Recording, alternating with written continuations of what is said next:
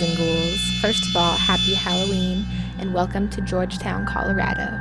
Georgetown is a sparsely populated ghost town about 30 minutes west of Denver, Colorado. And tonight, we're going to be spilling the tea on this town's eventful history and its current paranormal happenings. If you're new to our channel, welcome to A Haunting in Colorado. We have started a chilling and exciting journey of researching and investigating the most haunted places in Colorado. Our goal is to give you guys in-depth videos capturing the history and mysteries of these locations. We also travel to each location to try to find out if the areas are truly paranormally active. We love to inform you guys about places that you might not have heard of and also give you all of the information you'll need if you do want to go there yourself. If that sounds like something you're interested in, then make sure you smash that subscribe button. So we are quickly finding out that the most haunted places are not always the most popular places. There's a lot of hype about the Stanley, Cheeseman Park, the Oxford, etc. But we want to share the places that have scared people so badly that they haven't made their stories public because they kind of just want to forget about them and move on. These are your typical bed and breakfasts, museums, and other places that do not want the bad juju reputation of being haunted. These are the places that you're most likely to have an authentic paranormal experience. So without further ado, let's hop right into Georgetown. I'm going to give you guys a quick 5-6 minute rundown of the history of Georgetown, and then I'm going to tell you guys about the haunted bed and breakfast that we stayed in and what happened there. After that, we're going to go over the famous Hamel House Museum, and last, we're going to go over 2 abandoned cemeteries. Make sure you watch until the end to see the most terrifying night of my life. This investigation was like nothing that I have ever witnessed before. Even though I'm really into ghosts and paranormal, I'm honestly a skeptic at heart. I'm doing this because I want to find proof or prove wrong that ghosts exist, but this kind of made me,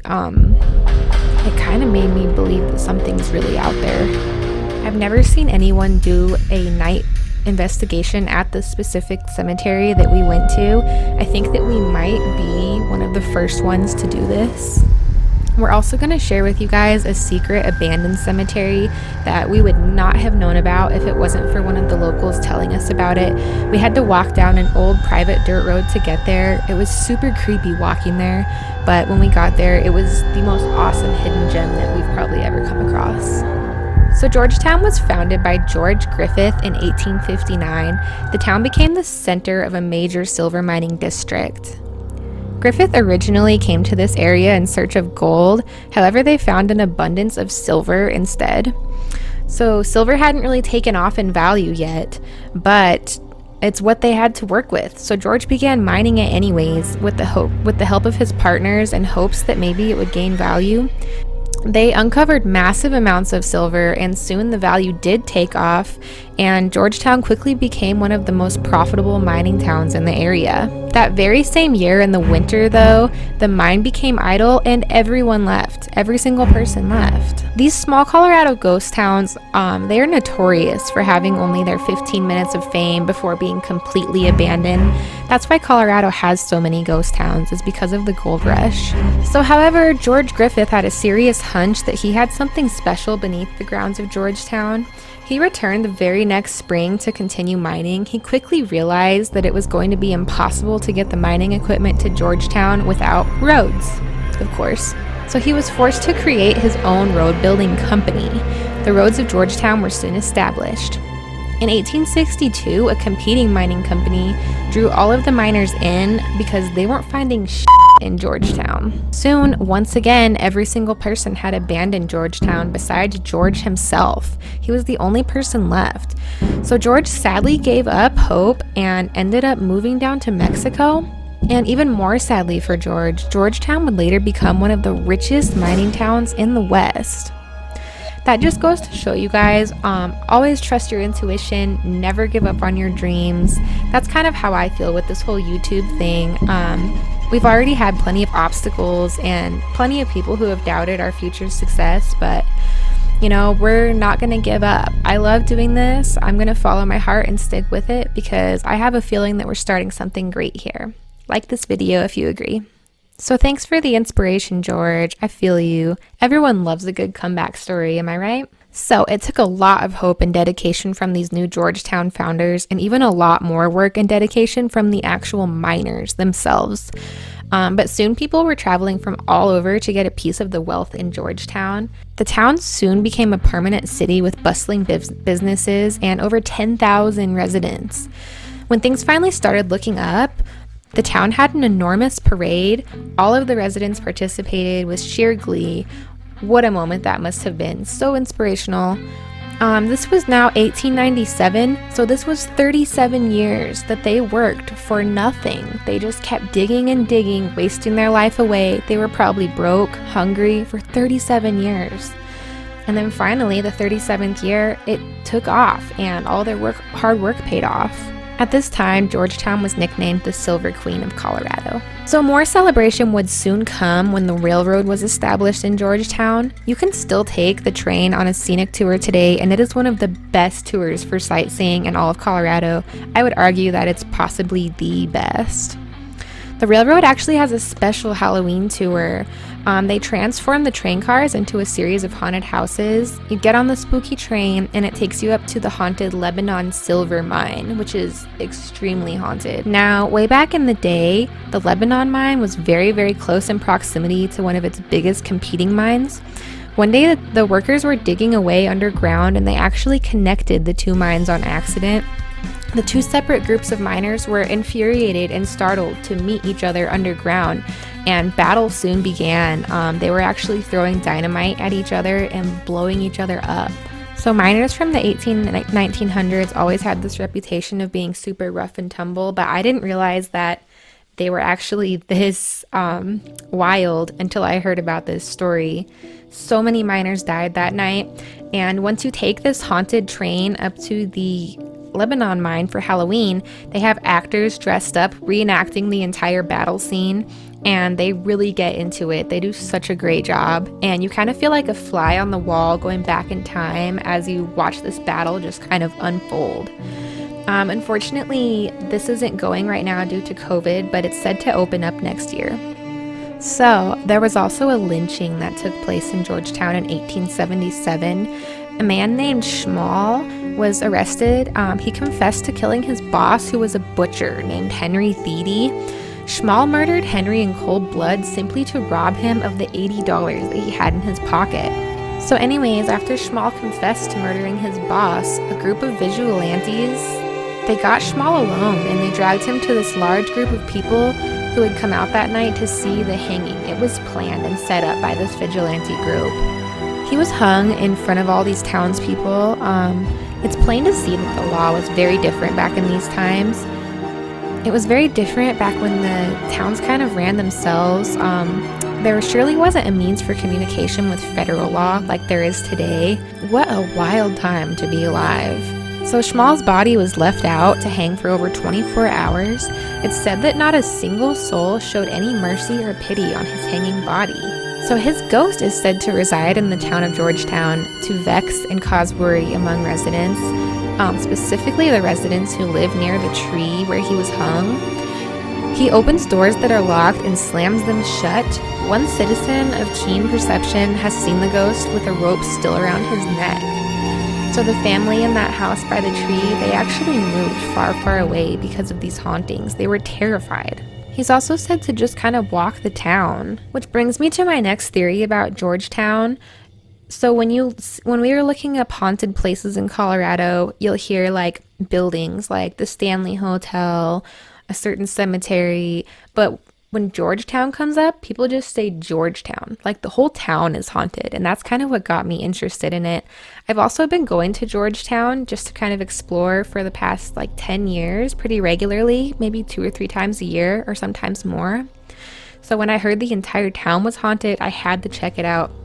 I found out that when you dig really deep with these mines, you can kind of open up some type of portal, maybe, some people say. Also, minerals have a lot of energy to them. People that collect rocks and crystals, it's because these particles are always vibrating and moving, and they can actually make you vibe and move and feel a certain way too. So things like silver, I think that they kind of are bringing on this spiritual energy just rising up because there's a ton of silver underneath. And then you dig these big holes. It's kind of set up for that. One thing I forgot to mention in my Brown Palace Hotel video was they dug a really, really deep well, like way too deep for the Brown Palace. It's always used its own well water. And that's another theory about why the Brown Palace was so haunted. I forgot to mention that in that video, but I wanted to let you guys know about that. So there's a haunted walking tour you can take in Georgetown. It's called the Silver Queen Walking Tour. The tour guide, Cannon, will take you to about 8 haunted locations in Georgetown and kind of tell you what went on there. Something else happened more recently. A 30-year-old man's body was found in the Georgetown Lake in 2016. It was presumed that his kayak had capsized for unknown reasons, and without the proper safety gear, he froze and drowned in the lake. So people have said to seen a strange foggy figure along the surface of the water here ever since. So another reason for Georgetown having so many residual haunts is actually due to the incredible upkeep of the historical structures.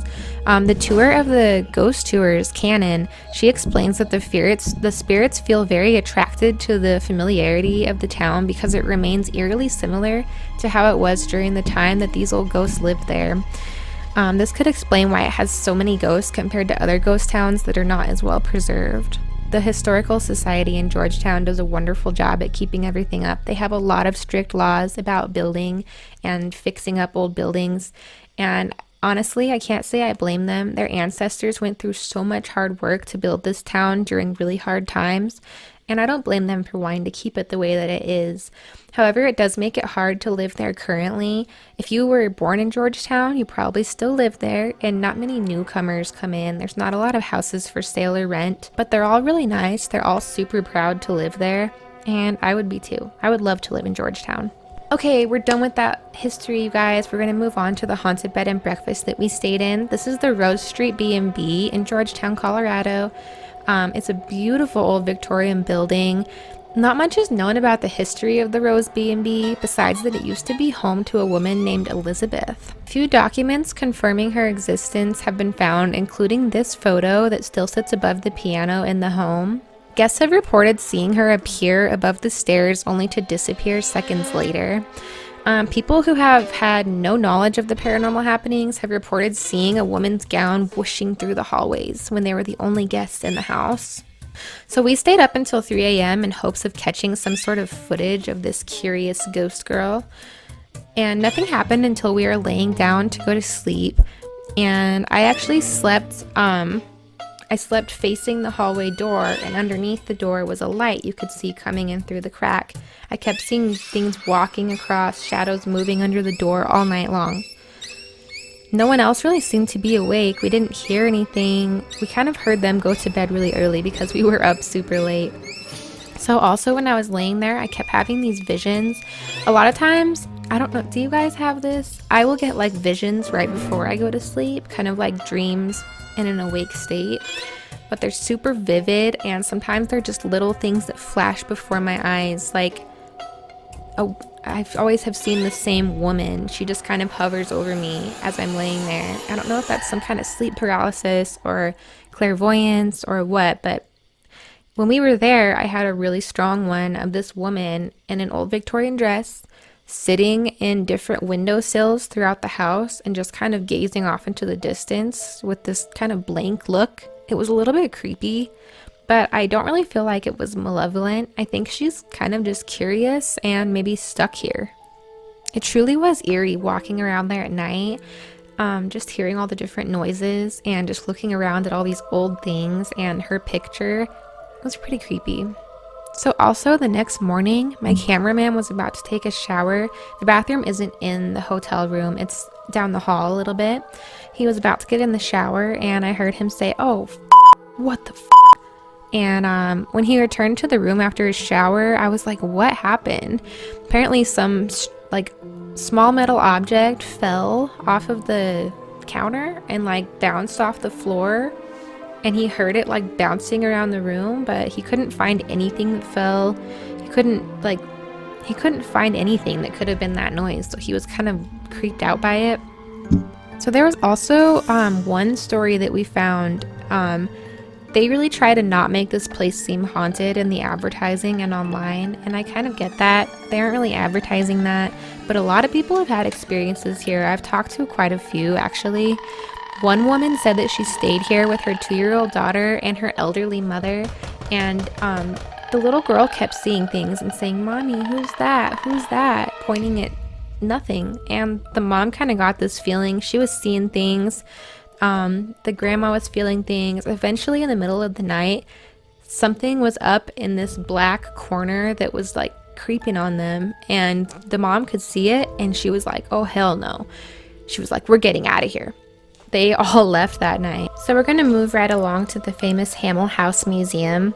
This is one of the oldest buildings in Georgetown, and it was the most luxurious house of its time back in 1867. When the price of silver plummeted in 1893, all silver mines were quickly just abandoned. The Hamel family was very wealthy, but the continuance of their wealth really depended on the mines, and sadly, the mines completely went idle. They lost all of their money and they left. In 1914, the house was used as a stable for dairy cows. Like, were the cows in the house or what? There's not a lot of property there, so I'm not sure. After this, the bank bought the house, but sadly, the bank did not survive the Great Depression.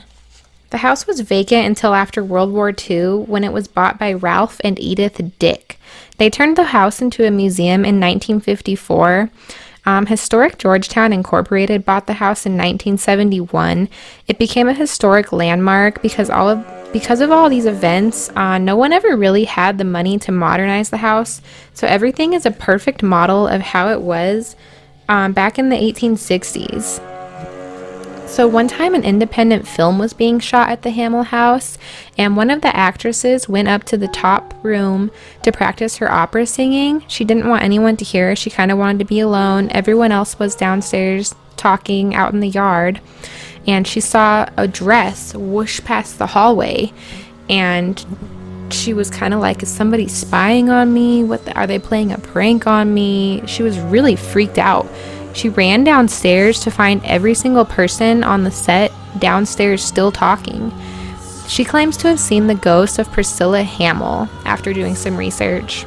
So more than 9 paranormal investigation teams have been here, and more than a couple of them have reported very strange EVPs and communication with their flashlight trick. If you guys don't know about that, you get one of those Maglite flashlights that you can twist, and you turn it barely before it turns on. You let it sit there and you ask questions, say blink once for yes, twice for no, whatever, and any little movement can turn on the flashlight. So this doesn't work if it's a windy day or if you have a lot of movement going on, but it can be really handy if you're just in the right location. So now we're going to move on to the Georgetown Cemetery. This is actually called the Alvarado Cemetery, and it actually has nothing to do with Georgetown. It's owned by the Freemasons, and it was in a different location before, and then all the graves were moved here. A lot of times graves will get missed or disrupted, and that can cause a lot of haunted paranormal activity, similar to what you see at the Cheeseman Park in Denver. That's a whole other story that I'm going to go over with you guys soon. We actually filmed and did an investigation there, so that's going to be one of our next videos. So the Alvarado Cemetery is in a gorgeous location, especially in the fall. It has a ton of aspen trees, and the whole place turns bright yellow and orange in the fall. Very cool place to check out. A lot of old graves from the 1800s, a lot of children, babies. Weird stuff was going on back then. I think tuberculosis was going on. A lot of people died at a young age. It's really sad. Some of the graves are kind of sunken into the ground. You can almost see an outline of caskets. It's a really creepy but really cool place, and I've always loved going there. I've been going there for years in the fall just to take pictures with my daughter or explore. However, this night we went here, I think it was about midnight to 2 a.m., somewhere in that time range. This is our investigation, you guys. Watch this. This is absolutely insane. I've never caught this much with any kind of investigation, and I've never been so scared. Like, me on the camera in this investigation does not portray how terrified I really was. My cameraman was asking if I was okay because I was just so shooken up. I could feel something there. and the responses we got are really creepy. Georgetown Cemetery, late at night. It's about 1 in the morning. I'm not gonna lie, I am like scared as all hell right now. I don't know why. I've been to this place 100 times. Can you turn the flashlight on? Thank you. I am just like creeped the hell out right now. Alright. Here we go.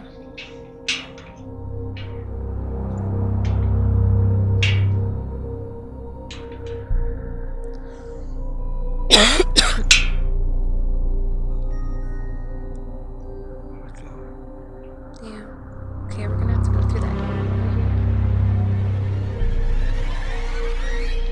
Breaking into the cemetery.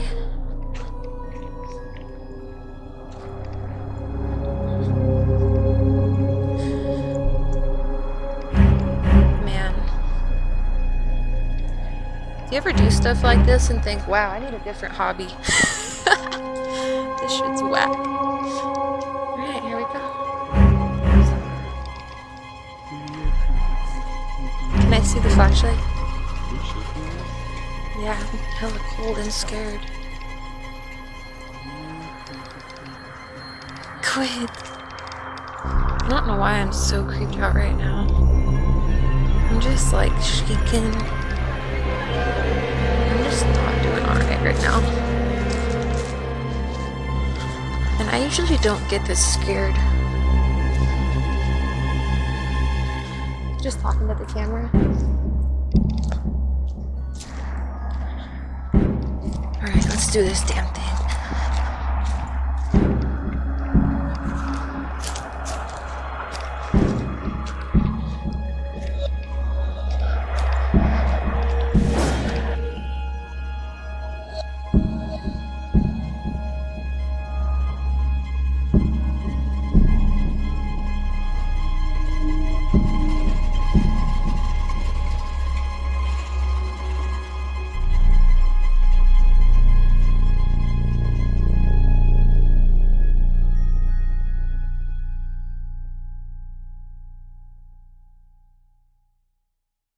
I'm okay right now.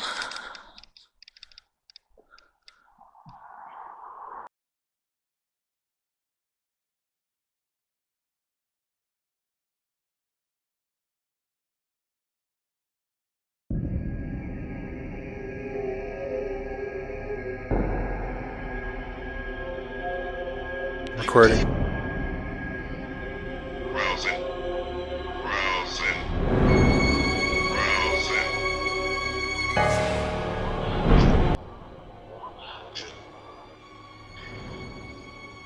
Are you creeped out?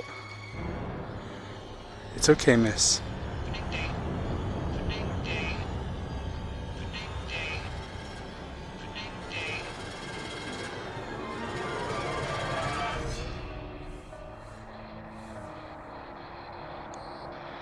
Hey, miss, look at me. Just remember, miss, look at me. Remember, I'm still here. Nothing's gonna get you.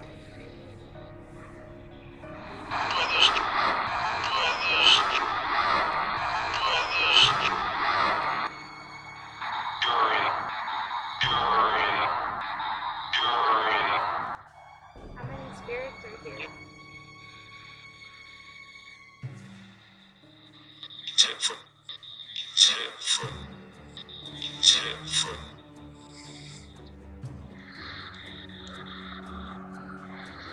How long have you guys been here? I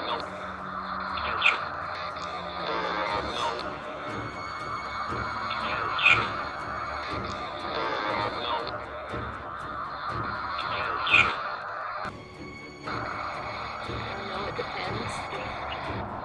I know there's a lot of you here. Who's the most powerful spirit here? T6.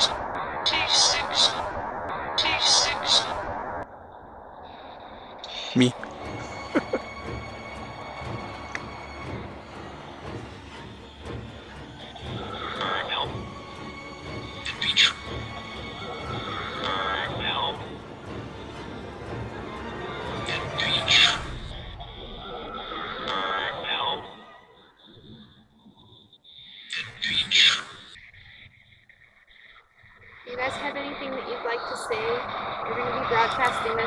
YouTube. They If you don't. have anything you want to tell the world, now's the time.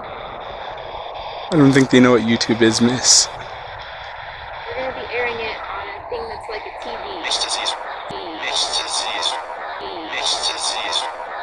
They probably don't know what a TV is either. A missed disease? There was a missed disease? Is that what you said?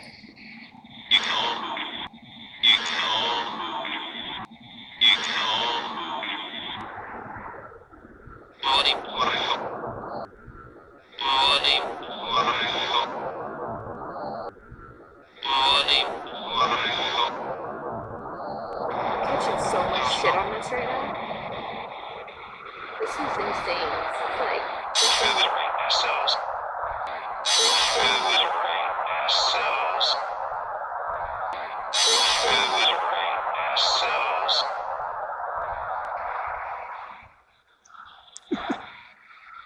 how many of you are here? How many graves are here, miss? A lot. This is a huge cemetery. It's old.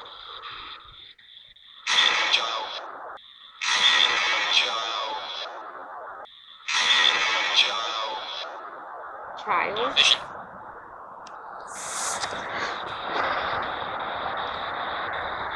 Okay, I just want to talk to one of you guys at a time.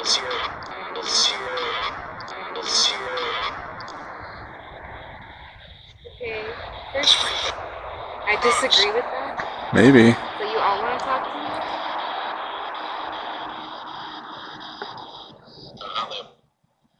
What do you all have to say? What do you all have to say?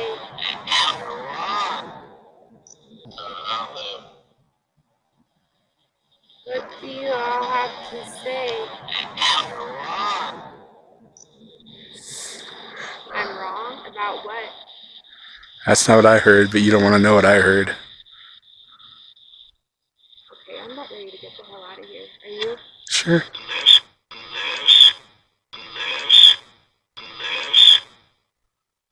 Yes. Let's go. Come on, let's get the fuck out of here. So, moving on from that whole venture, I don't think I'll ever be okay after that. I've been having weird dreams and just been kind of creeped out ever since that night. This was maybe about 2 weeks ago now.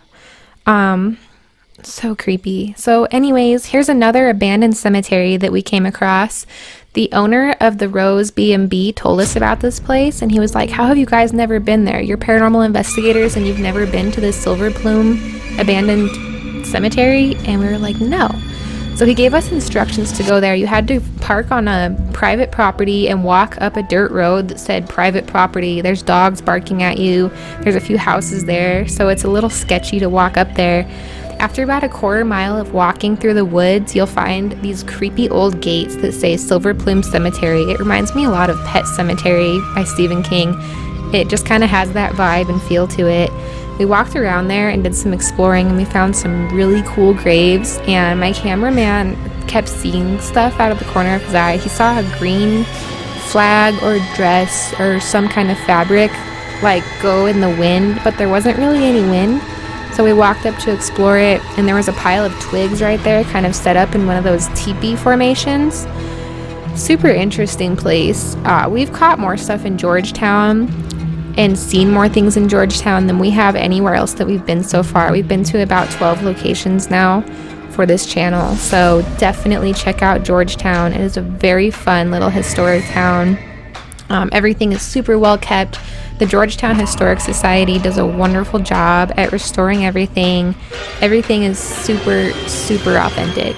There's also an old Mexican restaurant there that used to be a bar, and I think a few other things. I think it used to be, I think it actually used to be a mortuary or something like that. It's a super cool building. It's purple, Victorian, super gothy, but unfortunately it's closed right now. I think there's some permit issues with the county. Maybe some things aren't safe inside, but a lot of paranormal teams have been in that building and caught a lot of stuff. We walked around the outside of it, and it's a super cool place. I've been in there to eat before. It's a gorgeous building. Hopefully that'll be open soon, maybe next season. If you guys go up there for the railroad tour, you can catch that building, catch the 2 cemeteries, and the Hamill House. There's a lot of other things to do here as well.